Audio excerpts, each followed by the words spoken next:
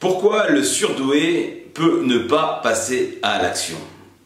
Voilà la question du jour. Je suis Florent Rousset, coach professionnel. J'accompagne les entrepreneurs et surtout les entrepreneuses zébrées multipotentielles à libérer tout leur potentiel justement pour atteindre les résultats espérés. Alors cette question du jour entre la douance et le passage à l'action ou la procrastination. Alors c'est vrai que les personnes surdouées, zébrées au potentiel, vous savez que j'aime pas trop les catégories, les cases, et que généralement les personnes au potentiel qui ont cette particularité cette singularité de la douance n'aiment pas non plus rentrer dans les cases et aussi ont parfois du mal à passer à l'action. Et moi-même je me suis souvent posé la question, mais pourquoi j'avais parfois du mal à passer à l'action? Alors il peut y avoir différents critères, différentes causes pour cela. Il peut s'agir de ce fait de se poser trop de questions, d'être assez cérébral, d'avoir cette pensée en arborescence qui nous emmène d'un endroit à l'autre et de vouloir tout comprendre, tout maîtriser, tout analyser, avoir un maximum d'informations sur un sujet avant de se lancer, avant d'agir, avant de poser sa première action. Donc je connais bien cette problématique-là, ne serait-ce que pour créer cette chaîne YouTube, pour créer cette activité Liberté Potentielle, et ben j'ai mis un certain nombre aussi de temps pour analyser, recueillir un maximum d'informations, travailler sur moi-même, mais aussi connaître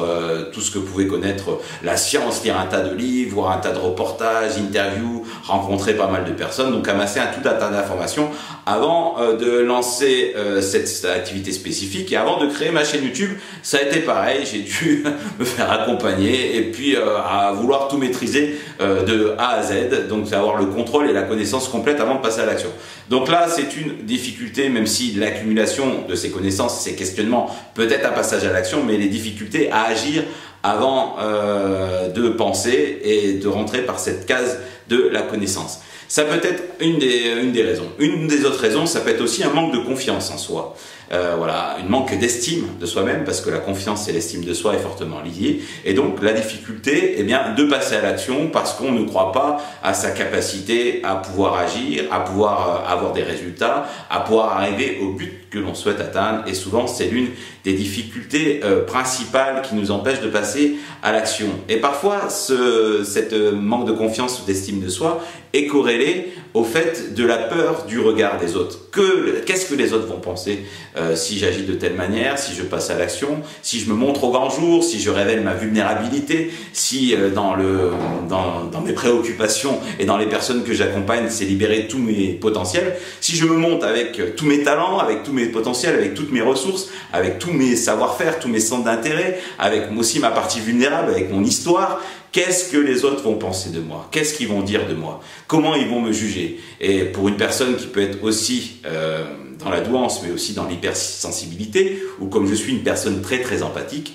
et ben une de mes difficultés, une des ressources et difficultés que je dois surmonter,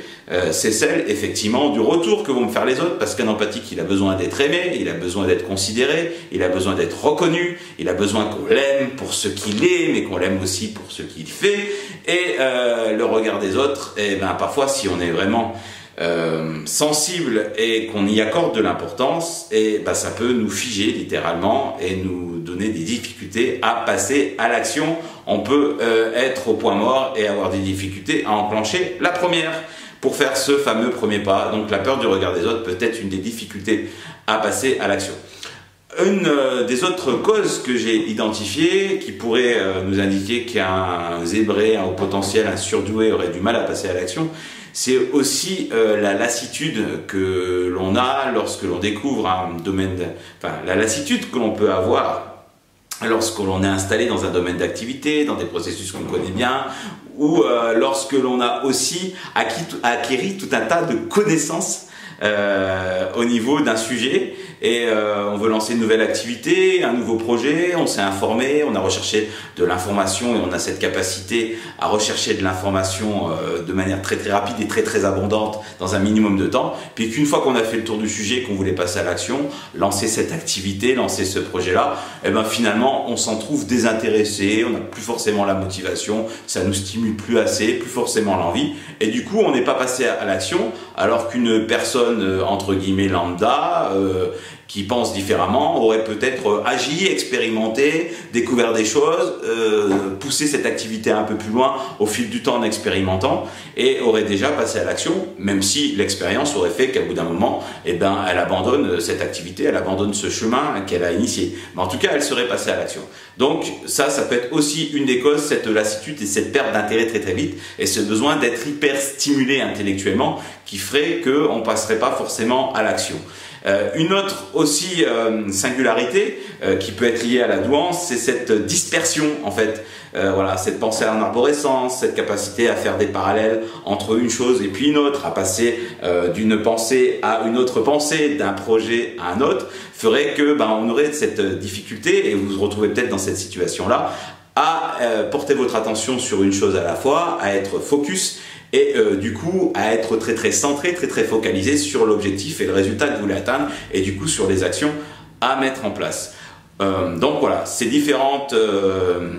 facettes de la personnalité du haut potentiel fait que parce qu'on se pose beaucoup de questions, parce qu'on peut manquer de confiance et d'estime en soi, parce qu'on peut avoir peur du regard des autres, parce qu'on peut vite perdre de l'intérêt et éprouver de la lassitude par rapport à un sujet, par rapport à ce qu'on fait, et cette capacité aussi que l'on peut avoir à être parfois dispersé et ne pas arriver à focaliser son ascension, fait que parfois il est difficile de passer à l'action. Eh bien, si tu as envie d'aller plus loin, si tu te reconnais dans cette vidéo, je t'invite déjà à aimer cette vidéo, à t'abonner à cette chaîne YouTube, et surtout si tu es une entrepreneuse, à prendre rendez-vous dès maintenant avec moi pour voir comment il est possible, si tu es zébré, une entrepreneuse zébrée au potentiel, multipotentiel, à identifier les leviers pour que tu puisses passer à l'action dès maintenant. Et la première action serait de prendre ce rendez-vous diagnostic avec moi pour pouvoir atteindre le succès que tu mérites. Je te dis à bientôt dans une prochaine vidéo.